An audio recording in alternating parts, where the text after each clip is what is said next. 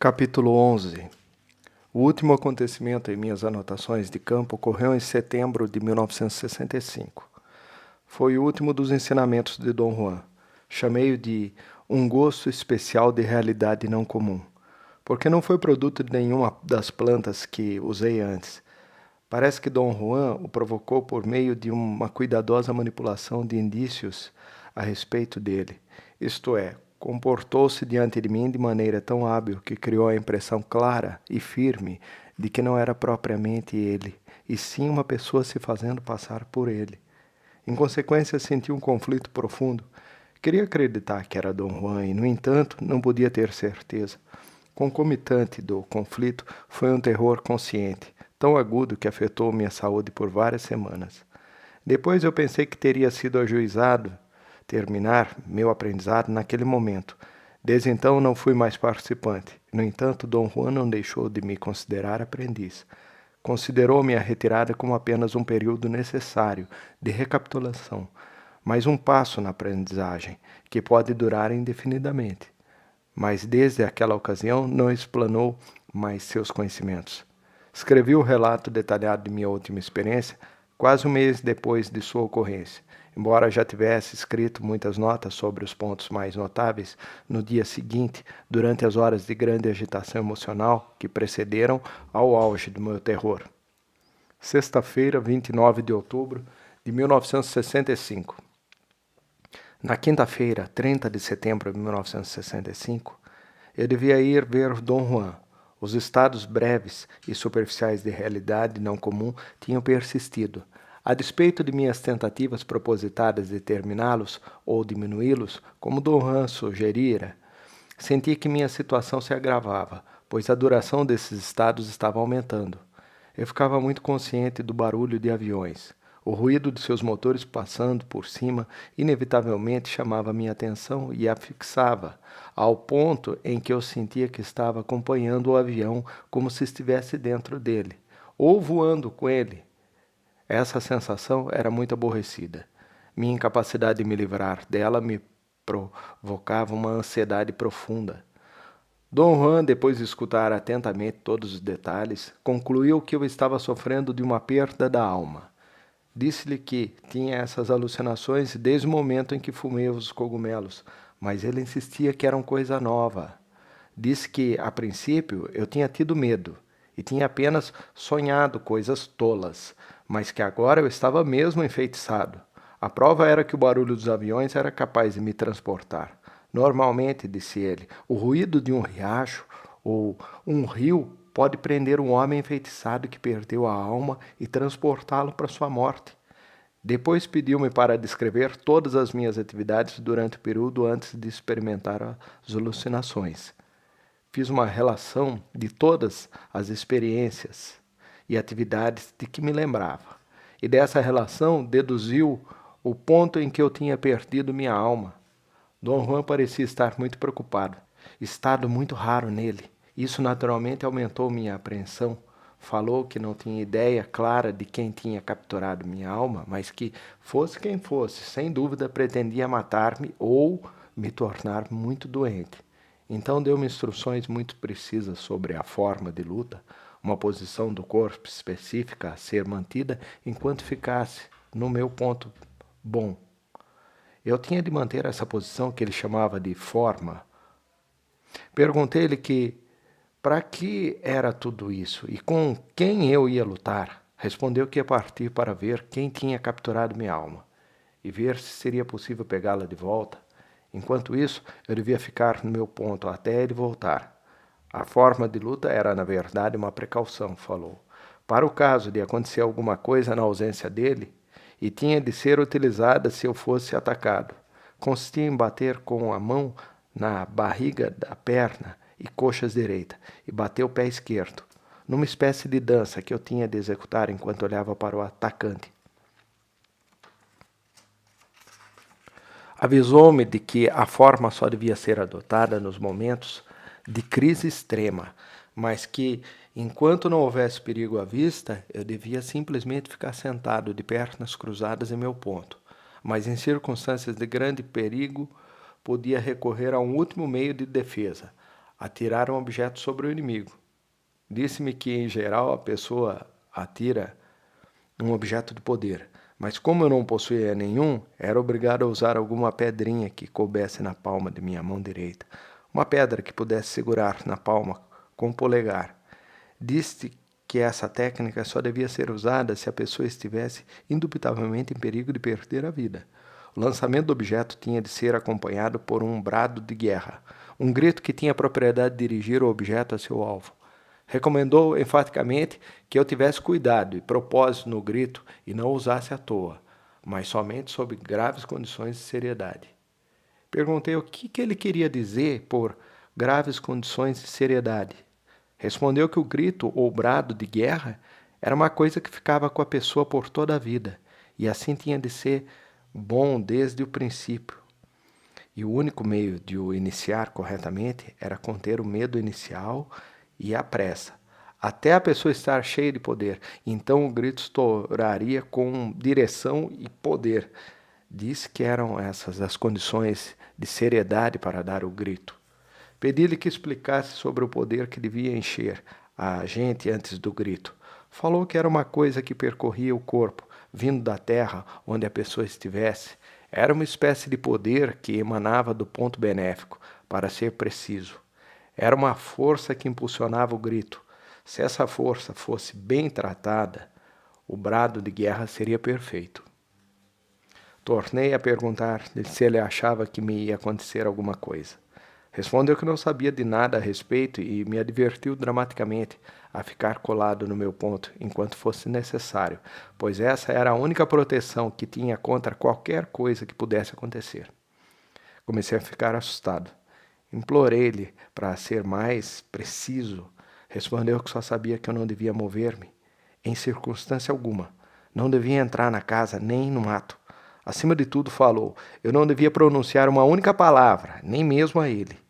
Disse que podia cantar meus cânticos de mescalito se ficasse com muito medo. E depois acrescentou que eu já sabia muita coisa desses assuntos para ter de ser prevenido como uma criança sobre a importância de fazer tudo corretamente. Suas advertências produziram em mim um estado de angústia profunda. Estava certo de que ele esperava que acontecesse alguma coisa. Perguntei-lhe por que me recomendava para cantar os cânticos de mescalito e o que é que ele achava que ia me assustar. Riu e disse que ia poder ficar com medo de estar sozinho. Entrou na casa e fechou a porta. Olhei para o relógio. Eram 7 da noite. Fiquei sentado quieto por muito tempo. Não ouvia barulho algum do quarto de Dom Juan. Tudo estava quieto. Ventava. Pensei em dar uma corrida até meu carro para pegar meu casaco de couro, mas não ousava contrariar os conselhos de Dom Juan. Não estava com sono, só cansado. O vento frio não me deixava descansar. 4 horas depois, ouvi Dom Juan andando em volta da casa. Pensei que ele podia ter saído pelos fundos para eu urinar no mato. Depois chamou-me em voz alta. Ei, rapaz! Ô, rapaz! Estou precisando de você aqui, disse ele. Quase me levantei para ir ter com ele. Era só a voz, mas não a mesma entonação. Nem as palavras usuais. Dom Juan nunca me chamara. Ei, rapaz! Por isso fiquei onde estava. Senti um arrepio pela espinha. Recomeçou a gritar, usando a mesma frase ou semelhante. Eu o ouvi andando pelo quintal. Tropeçou numa pilha de lenha, como se não soubesse que ficava ali. Depois foi à varanda e sentou-se junto da porta, com as costas encostadas na parede. Parecia estar mais pesado do que de costume. Os movimentos dele não eram lentos, nem desajeitados, apenas mais pesados. Jogou-se no chão e, em vez de deslizar agilmente, como sempre fazia, além disso, aquele não era o ponto dele, e Dom Juan nunca, em circunstância alguma, sentava-se em outro lugar. Depois tornou a falar comigo. Perguntou-me por que me recusava a ir quando ele precisava de mim. Estava falando alto, não queria olhar para ele, e, no entanto, tive uma necessidade impulsiva de espiar. Começou a balançar um pouco de um lado para o outro. Mudei de posição, adotei a forma de luta que Dom Juan me ensinara e virei-me para olhar para ele. Meus músculos estavam duros, estranhamente tensos. Não sei o que me levou a tomar a forma de luta. Talvez acreditasse que Dom Juan tivesse propositadamente querendo assustar-me, criando a impressão de que a pessoa que eu estava vendo não era ele. Achei que ele estava tendo muito cuidado de fazer o que não era habitual, para incutir uma dúvida no meu espírito. Estava com medo, mas ainda sentia que estava acima de tudo aquilo, pois estava tomando consciência e analisando a cena toda. Nesse ponto, Dom Juan levantou-se. Seus movimentos eram completamente estranhos para mim. Pôs os braços na frente do corpo e deu um impulso para levantar-se, erguendo primeiro a traseira, depois pegou a porta e endireitou a parte superior do corpo. Fiquei espantado ao ver como conhecia bem os movimentos dele e que sentimento de assombro ele criava, deixando-me ver um Dom Juan que não se mexia como Dom Juan. Deu alguns passos em minha direção. Estava segurando a parte inferior das costas com as duas mãos, como se estivesse tentando endireitar-se, ou estivesse com dor. Ele gemia e bufava, o nariz parecia estar inchado. Disse que ia levantar-me com ele e mandou que me levantasse e o seguisse. Foi para o lado oeste da casa. Mudei de posição para olhá-lo. Virou-se para mim. Não me mexi do meu ponto. Estava colado nele. Ele berrou. Ei, rapaz! Disse para vir comigo. Se não vier, eu arrasto. Dirigiu-se para mim. Comecei a bater em minha canela e coxa, dançando depressa. Foi até a beira da varanda, em frente a mim, e quase me tocou. Freneticamente me preparei meu corpo para tomar a posição de lançar. Mas ele mudou de direção e se afastou de mim, indo para o mato à minha esquerda. Em certo momento, quando se afastava, virou-se de repente, mas eu estava voltando para ele. Eu estava voltado para ele. Desapareceu de vista. Mantive a posição de luta ainda um pouco, mas como não o vi mais, tornei a sentar-me de pernas cruzadas e costas para a pedra. A essa altura estava realmente apavorado. Queria fugir, mas isso me atemorizava ainda mais. Sentia que teria estado inteiramente à mercê dele se me tivesse pegado no caminho para o carro. Eu comecei a cantar os cânticos do peiote que conhecia, mas senti que eram impotentes ali. Só serviam como calmante e me aliviariam. Cantei-os várias vezes. Lá pelas 2:30 da madrugada, ouvi um barulho dentro da casa. Troquei logo de posição. A porta foi escancarada e Dom Juan saiu tropeçando. Estava sufocando e segurando a garganta. Ajoelhou-se diante de mim e gemeu. Pediu-me numa voz alta e ganida que fosse ajudá-lo. Depois tornou a berrar e ordenou que eu fosse. Fez barulhos de quem gargarejava. Pediu-me para ajudá-lo porque alguma coisa sufocava. Engatinhou de 4 até estar a talvez 1,20 m de mim. Estendeu-me as mãos, disse, vem cá! Em seguida levantou-se de braços estendidos para mim. Parecia estar disposto a me agarrar. Bateu o pé no chão e bati na minha canela e coxa. Estava fora de mim de medo. Parou e foi para o lado da casa, para o mato. Mudei de posição para olhar para ele. Tornei a sentar-me. Não queria mais cantar. Minha energia parecia estar sumindo. Todo meu corpo estava dolorido. Todos os meus músculos estavam rígidos e dolorosamente contraídos. Não sabia o que pensar. Não podia resolver-me se devia ficar zangado com Dom Juan ou não. Pensei em saltar sobre ele, mas sabia que ele me teria abatido como a um inseto. Estava mesmo com vontade de chorar. Sentia um desespero profundo. A ideia de que Dom Juan estava fazendo tudo aquilo para assustar-me me dava vontade de chorar.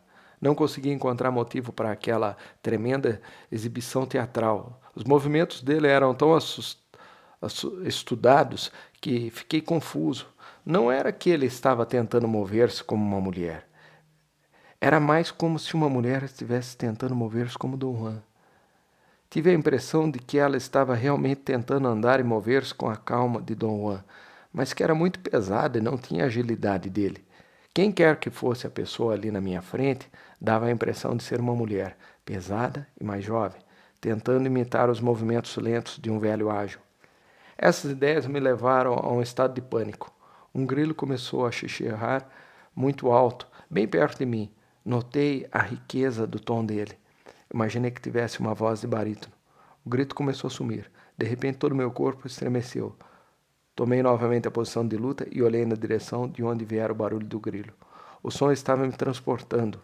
Tinha começado a me apanhar antes de perceber que era só de grilo. O som tornou a se aproximar. Ficou terrivelmente alto. Comecei a cantar meus cânticos de peiote cada vez mais alto. De repente o grilo parou. Sentei-me imediatamente, mas continuei a cantar.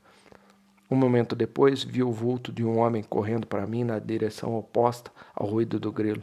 Bati as mãos na coxa, canela e bati o pé vigorosamente, freneticamente. O vulto passou por mim muito depressa, quase me tocando. Parecia um cachorro. Tive medo tal que fiquei dormente. Não me lembro de mais nada do que pensei ou senti. O orvalho da manhã foi refrescante, sentia-me melhor. Fosse qual fosse o fenômeno, parecia ter partido. Eram 5h48 da madrugada quando Dono Juan abriu a porta, sossegado, e saiu. Esticou os braços bocejando, olhou para mim, deu 2 passos em minha direção, prolongando seus bocejos. Vi os olhos dele espiando por pálpebras meio fechadas. Levantei-me de um salto. Vi então que quem quer que, ou que quer que estivesse diante de mim naquele momento, não era Dom Juan. Peguei uma pedrinha de arestas vivas do chão, estava junto de minha mão direita. Nem olhei para ela, apenas segurei, apertando-a com o polegar contra meus dedos abertos. Adotei a forma que Dom Juan me ensinara. Senti um estranho vigor me enchendo, numa questão de segundos. Então, gritei e atirei a pedra sobre ele. Pareceu-me um brado magnífico. Naquele momento não me importava viver ou morrer. Senti que o grito era tremendo em sua potência. Era penetrante e prolongado e chegava a dirigir-me à pontaria. O vulto diante de mim vacilou, gritou e cambaleou para o lado da casa, tornando a entrar no mato. Levei horas para sossegar. Não conseguia mais ficar sentado. Fiquei trotando no mesmo lugar. Tinha de respirar pela boca para conseguir ar suficiente. Às 11 horas da manhã, Dom Juan tornou a sair da casa. Eu já ia levantar de um salto, mas os movimentos nessa ocasião eram dele. Foi diretamente para o lugar dele e sentou-se em sua maneira habitual. Olhou para mim e sorriu. Era Dom Juan. Aproximei-me dele e, em vez de estar zangado, beijei a mão dele. Acreditei realmente que ele não tinha agido para criar um efeito teatral, mas que alguém se havia feito passar por ele para me fazer mal ou matar-me. A conversa começou com especulações a respeito da identidade de uma pessoa feminina que supostamente se havia apossado de minha alma. Depois, Dom Juan pediu-me que lhe contasse todos os detalhes da experiência. Narrei toda a sequência de acontecimentos de maneira muito deliberada. Riu o tempo todo, como se fosse uma piada. Depois que terminei, Dom Juan disse: "Você foi muito bem. Venceu a batalha por sua alma. Mas esse caso é mais grave do que eu pensava. Sua vida não valia 2 vinténs ontem à noite. Foi bom ter aprendido alguma coisa no passado. Se não tivesse um pouco de treino, estaria morto a essas horas, pois quem quer que fosse que você viu ontem, queria liquidá-lo." Como é possível, Dom Juan, que ela tenha tomado sua forma? Muito simples. É uma diableira. Tem um bom auxiliar do outro lado, mas não foi tão esperto ao assumir minha forma. E você descobriu o ardiz dela. Um auxiliar do outro lado é a mesma coisa que um aliado? Não. Um auxiliar é a ajuda de um diableiro. Um auxiliar é um espírito que vive dentro, do outro lado do mundo, e ajuda um diableiro a provocar doença e dor, ajudando-o a matar. Um diableiro também pode ter um aliado, Dom Juan.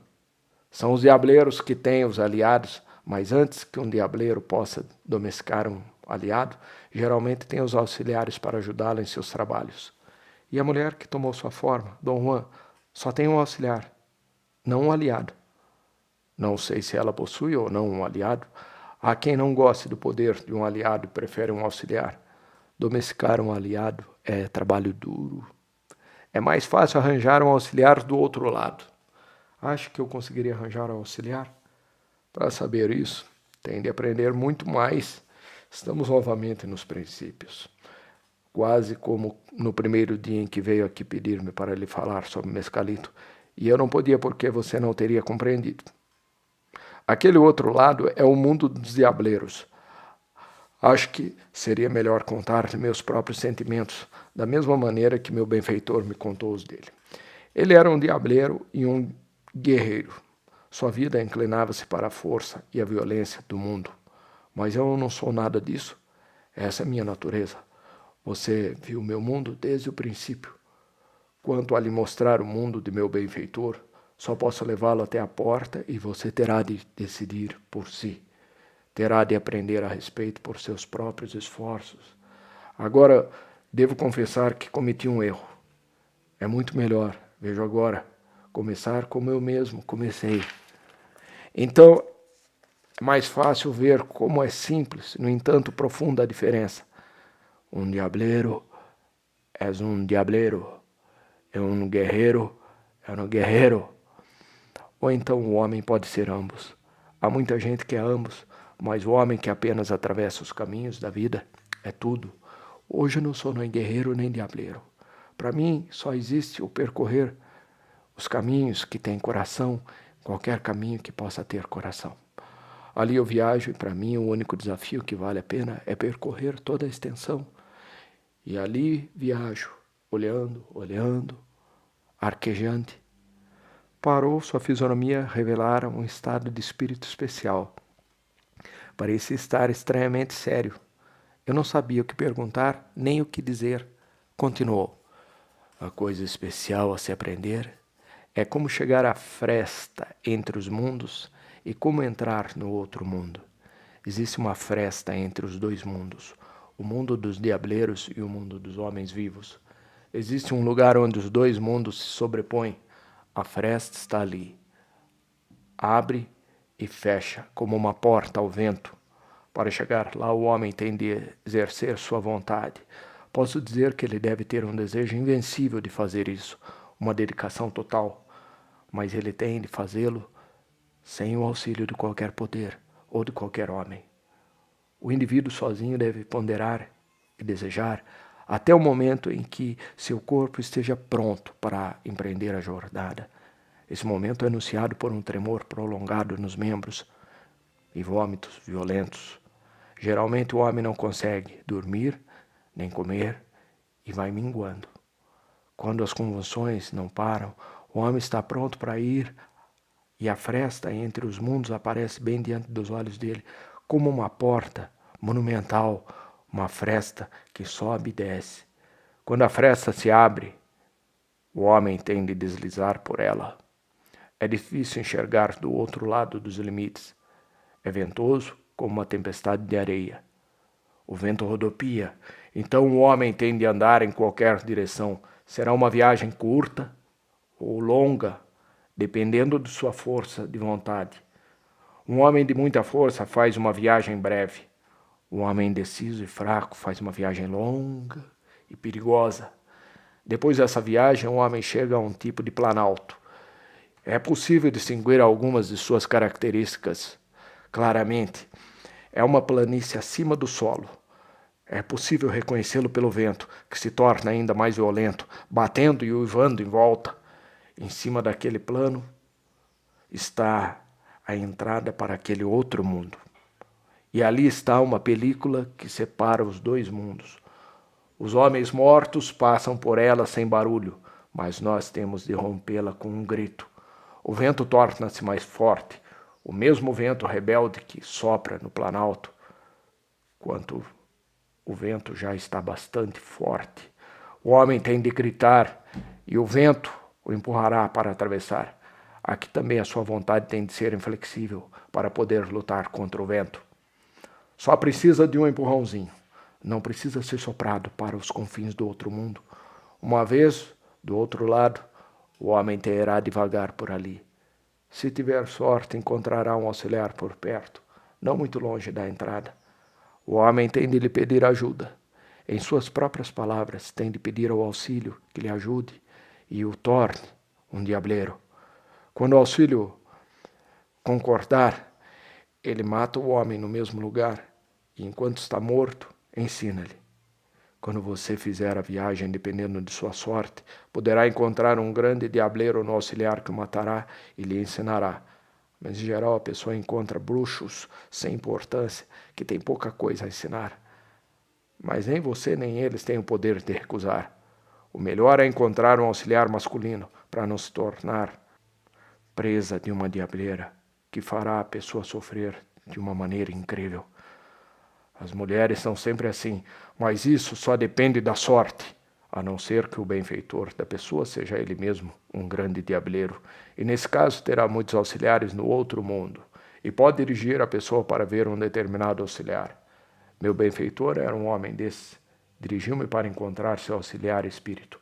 Depois que voltar, você não será mais o mesmo.